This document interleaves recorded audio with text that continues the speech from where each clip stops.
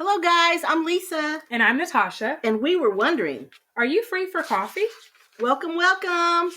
You guys, this week we are going to discuss Sex Life. Netflix's new show, Sex Life. Yes. Now, if you have not watched it, go watch it and come back because we're going to spoil it. I'm telling you, because we have to discuss. We can't beat around the bush and not tell what's going on. We're going to discuss it. Yeah, so, this is a grown-up episode. I will mark it as explicit when we post. Yeah, because it was a very thought-provoking and adult series. It was. It was definitely for the grown-ups. It was. So, the premise of the story is a woman is married with 2 small children, and she begins to kind of regret her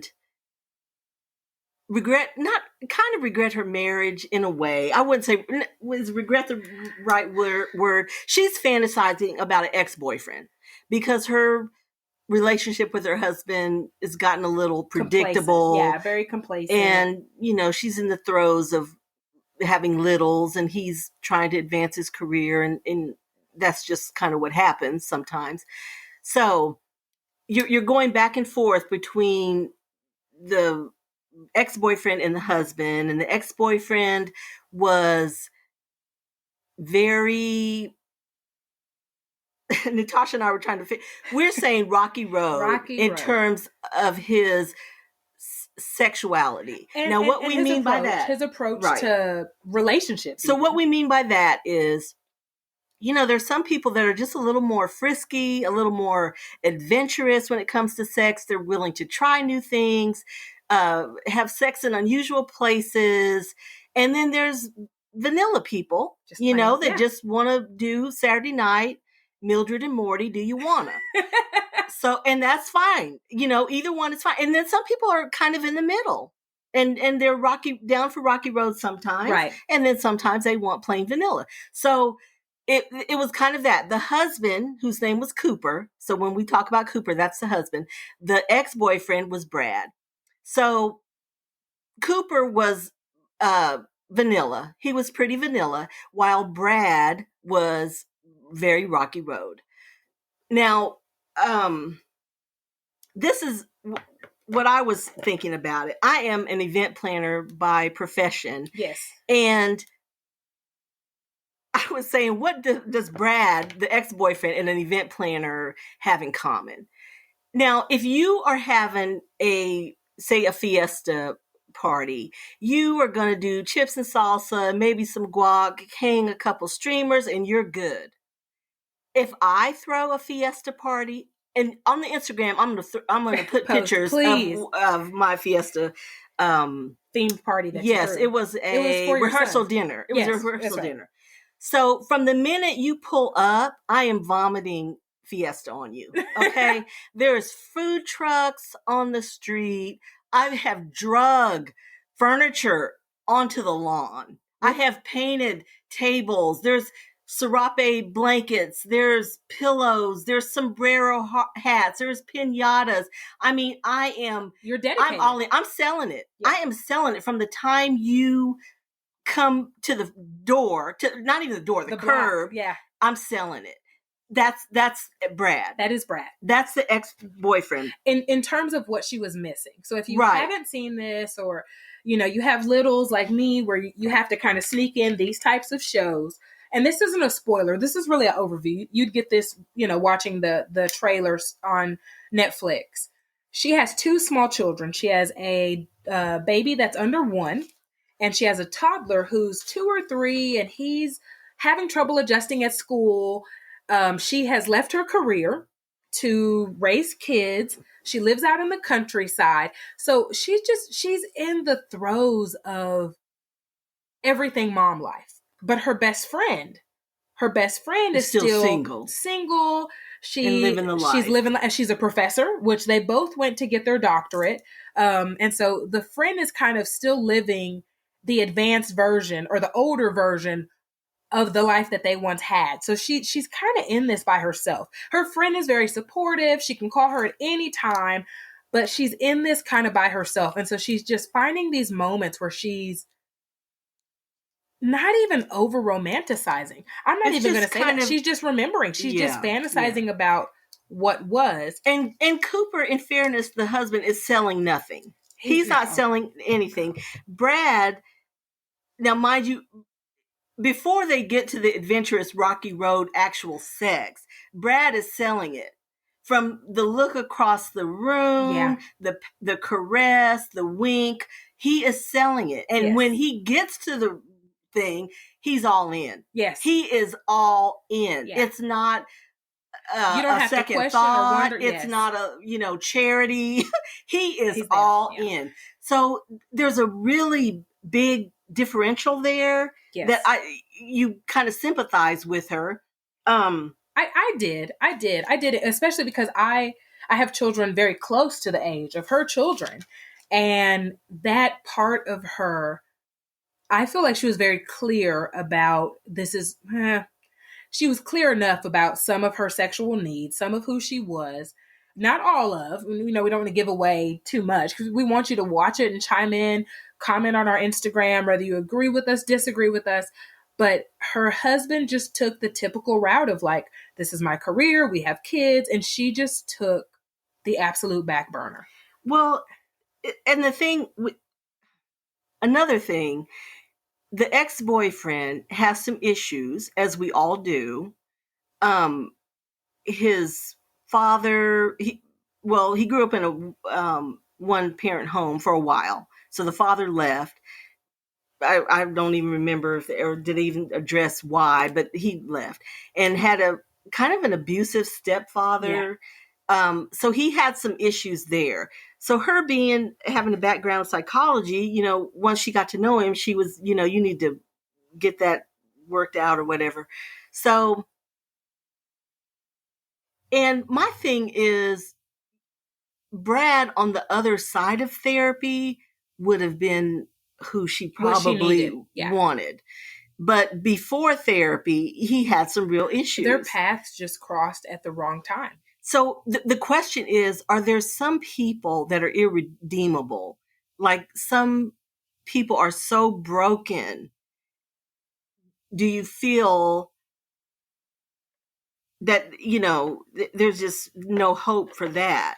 And I mean, and I say no, but I feel like you have to catch them on the other side of when they've been helped. Yeah. Like, do you want an addict when they're addicted? When they're in the throes of it, right? No. Now, if they've gone to AA and gone to rehab and done all the stuff, that's fine.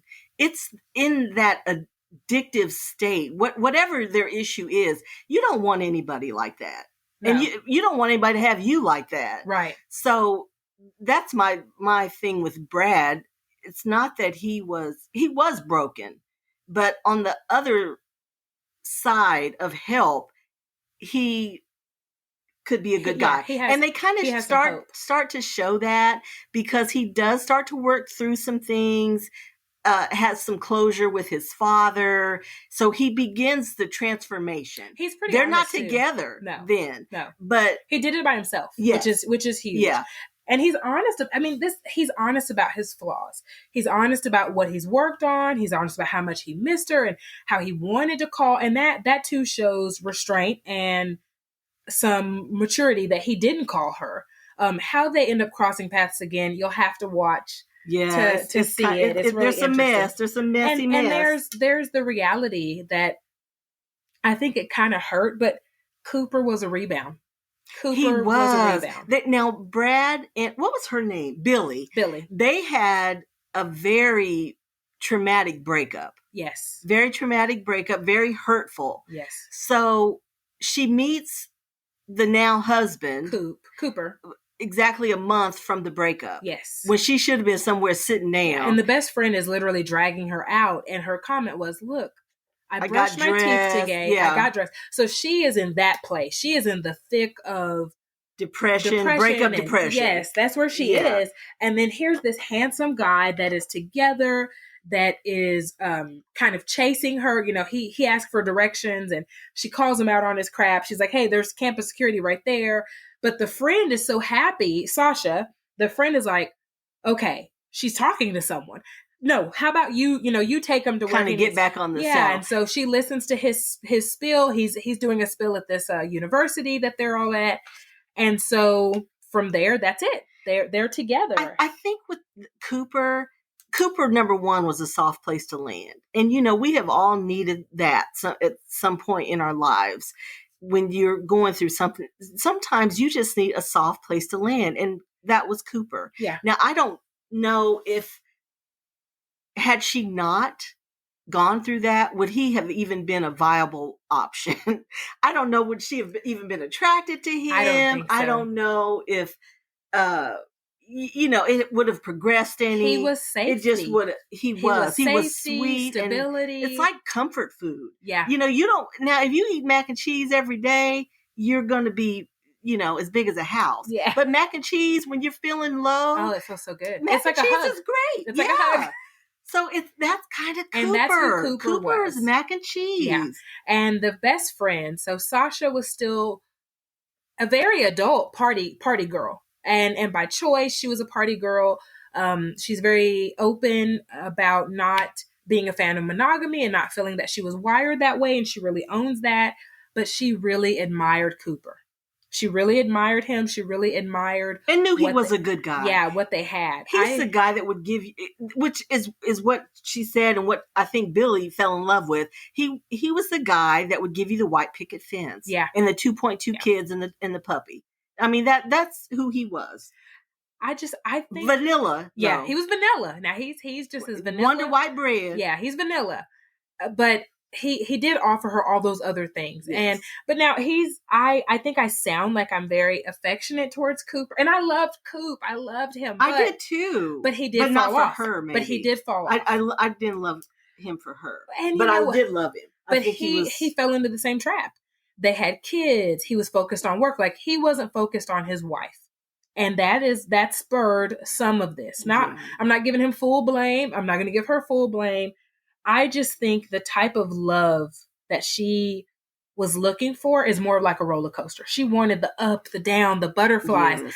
And Coop is like a train ride through the mountains. It's scenic, it's beautiful, but you're on a train. You're pretty safe. You're pretty stable. There's not that much that can happen. He's vanilla. Vanilla is the most popular flavor. Yes, ain't nothing wrong with vanilla at all. But if you like Rocky Road, something's wrong with vanilla. Vanilla's not going to. It's not going to do it. It's not going to quench your thirst, so to speak. Right. So, and I think she wasn't honest with herself about what she wanted, her need of Rocky Road. Right. And so then, of course, some years pass, and she sees him, and oh my goodness, it's a whole thing. So, y'all know I love Scandal, and I recently started re-watching it, and there is an episode where Olivia Pope is talking to Edison. Y'all remember Edison? He was the one that she was engaged to like years ago, and he comes back into her life. He's a senator or something, and he's asked her to marry him. And she says no, because of course Fitz is the love of her life. And she tells Edison, I want a painful, difficult, devastating, life-changing, extraordinary love.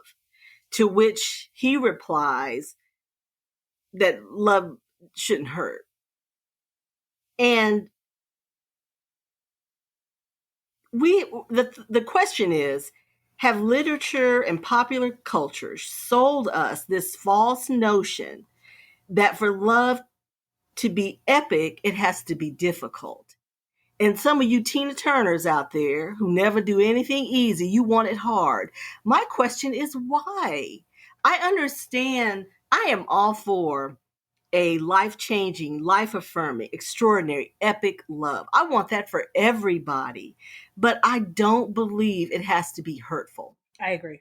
And I think pop culture And our girlfriends, who are oftentimes into some messy mess that they have no business being in, just sell us this idea that these hard, difficult relationships, that's love. Yeah. And that is not love. It's not. Now, I think you can have Rocky Road all day long. Yeah. Rocky Road does not have to hurt. No, it doesn't. I mean, you can do freaky stuff and kinky stuff. And they were great. And not be hurtful. Yeah, they're Rocky Road. If once you watch it, it's on Netflix. You know, that's a really inexpensive streaming service. Things like $14.99 a month. But if you watch Sex Life, their Rocky Road was great. That was not the issue. Oh, yeah, their Rocky Road. It was all of the life stuff that was just devastating. Yeah. And really, this is my opinion. And I will put up a poll on Instagram. I want to hear other people's take. I think that we have a tendency to go back to the dog that bit us. Yes, we And do. I think that now that she's healed, she had Coop, she healed, she's feeling better about herself, about life, about all this other stuff. That Rocky Road, that bowl of Rocky Road looks so good and so delicious. But if she gets the pain that goes along with Rocky Road, she's going to want her husband back. Right. And I don't know that he's going to be there for her to keep going back to the dog that bit her. So we're hoping that Brad can be healed and healthy enough mentally and emotionally. I know that, and that's your hope, that he could, be the epic love, but not hurtful. Well, because when they were together, I felt, he was all in, and he didn't seem to have a problem being monogamous. That wasn't an issue. He was, but he just. Just had some issues. But I think this is where our personalities dip. You love a good second chance, right? Like, that's why Ben and J-Lo does it for you. Oh. You love a good second chance. But by the same token, though, I'm a Scorpio, so I have a hard time forgiving. I rarely go back to the dog that bit me. Okay. So that piece of real estate probably I wouldn't visit again, And so that's how I feel I'm saying it from this side from the outside looking in. Now, what if it was me?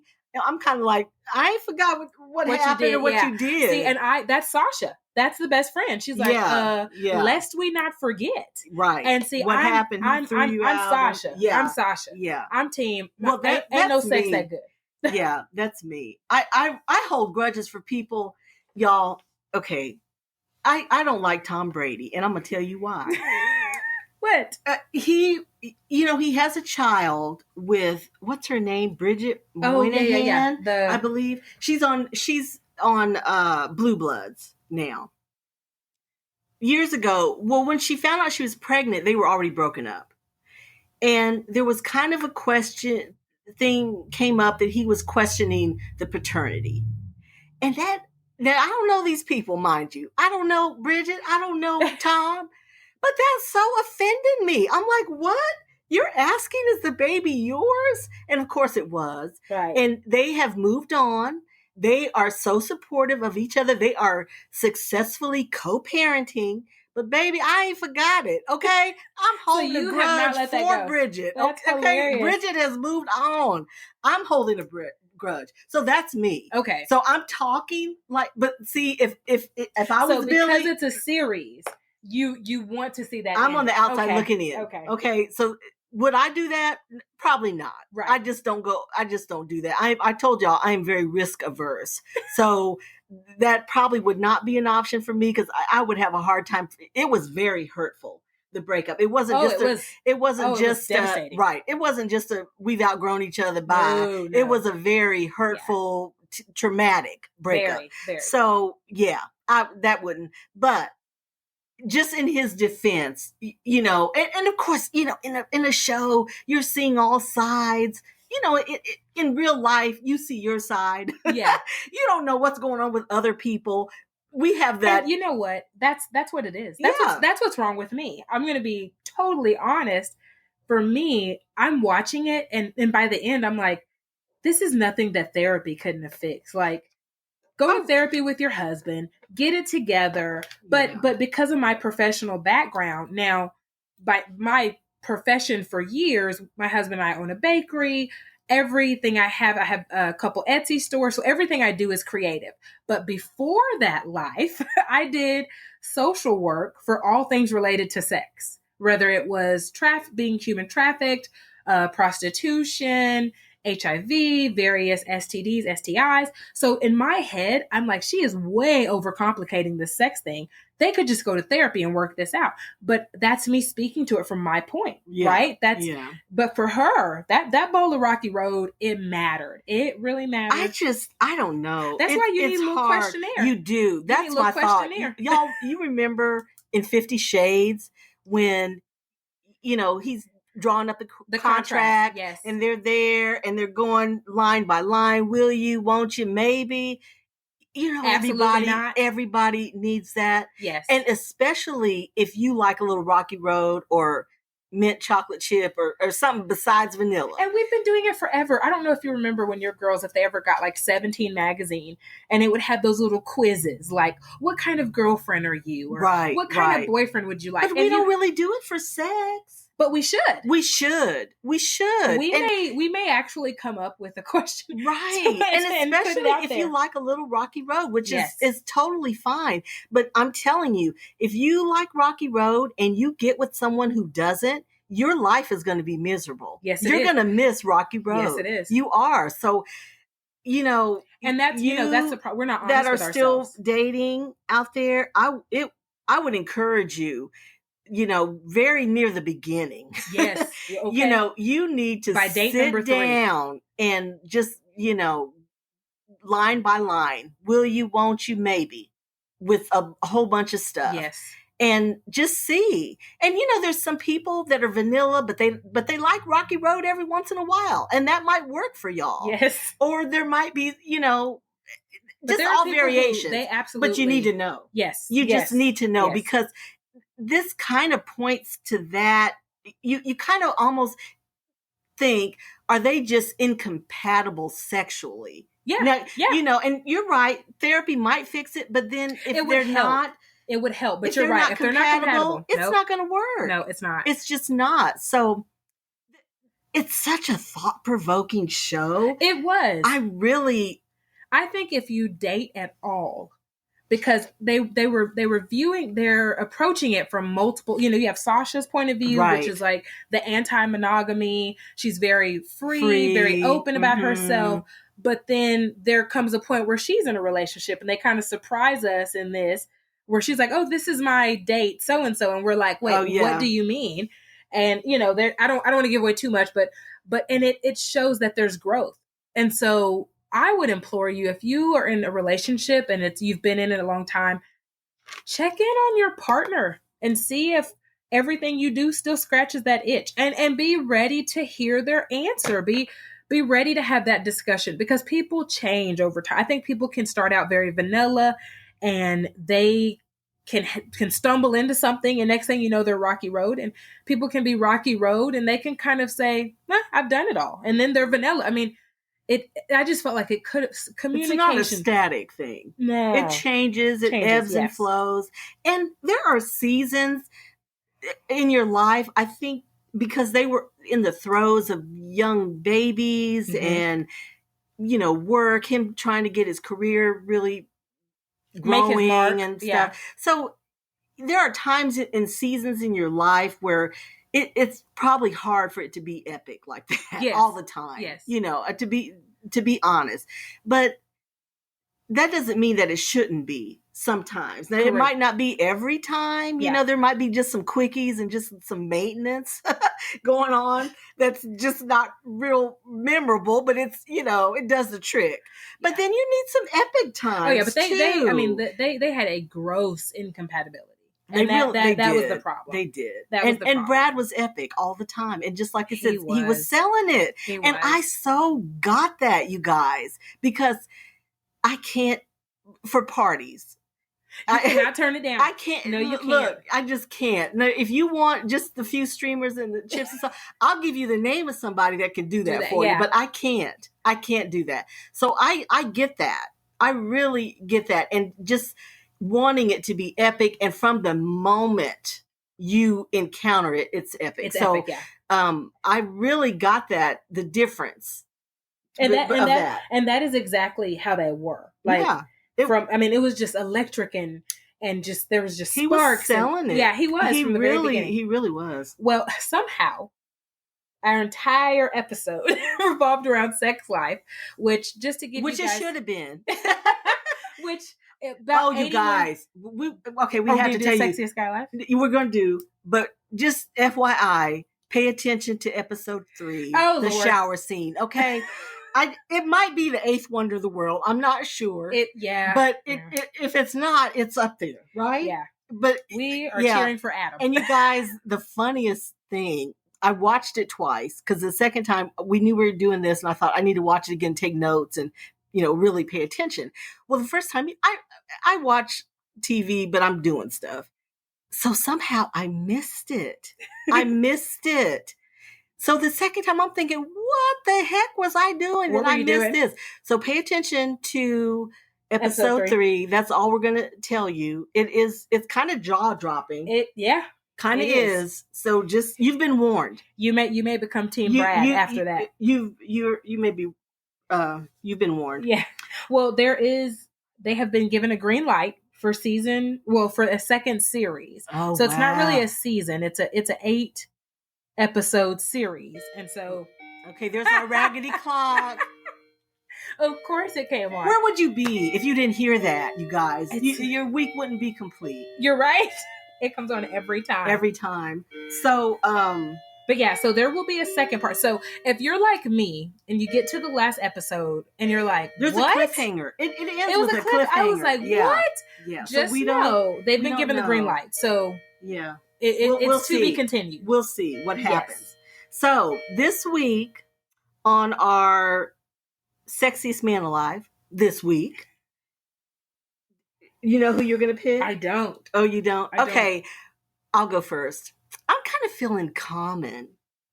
Ooh. I love Common. Can we share this week? Because I love. And you know what? Okay. You guys, he's dating Tiffany Haddish.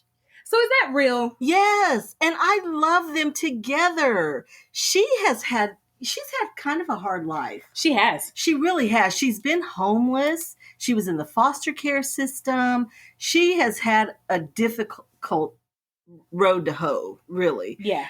So I'm so happy for her that she has somebody great, and she says that this has been the best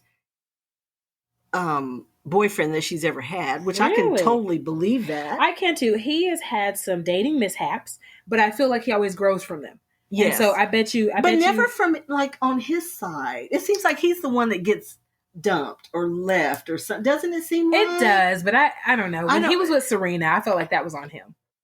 I don't know, but he's a cutie. He is. He is a cutie, and it seems like he has just a good heart, doesn't it? It seems like it. It does. So we don't know. We don't know. Common, I did pick my person. We think he does. We're rooting mine. for him. Yeah. Well, I'm gonna stay in the realm of rappers. Oh, because you said Common, I was like, wait, hello, I know who. Mine is forever Andre 3000. Oh yeah, I love Andre Lauren Benjamin. Since like high school. He is. And funny enough, those were two of my crushes in high school were Common and Andre 3000. Yeah. So I like what I loved about him back then. He's very private now. Every now and again people come into contact with him, but he's just really private, low key, doesn't do kind of humble. Yeah, doesn't do commercial music anymore.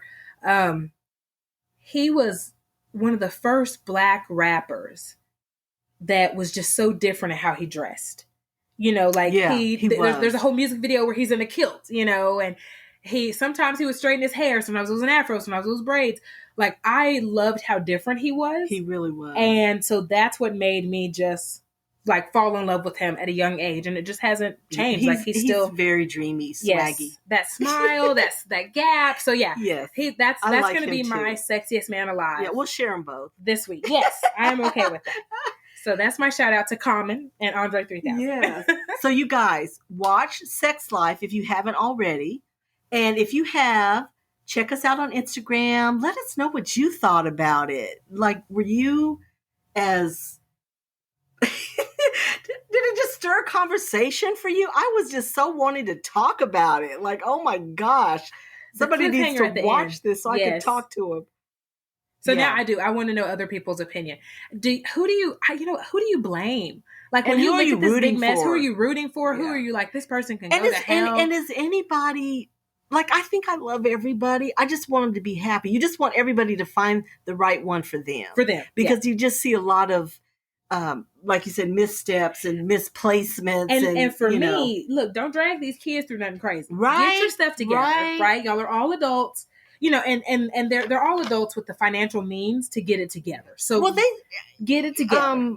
Cooper had that reference. So, I think they would. I think if they could decide what they want, I think they could get it together. But season 2. But that probably wouldn't make good TV. So, they're not going to figure it out right away. Season 2. Lisa and I will probably watch together. We will probably binge this thing when it comes out. And we'll be talking to you the next day. And we will be recording it because we're going to watch all the episodes.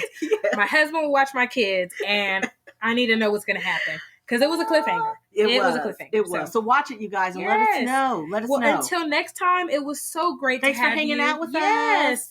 And enjoy the rest of your day.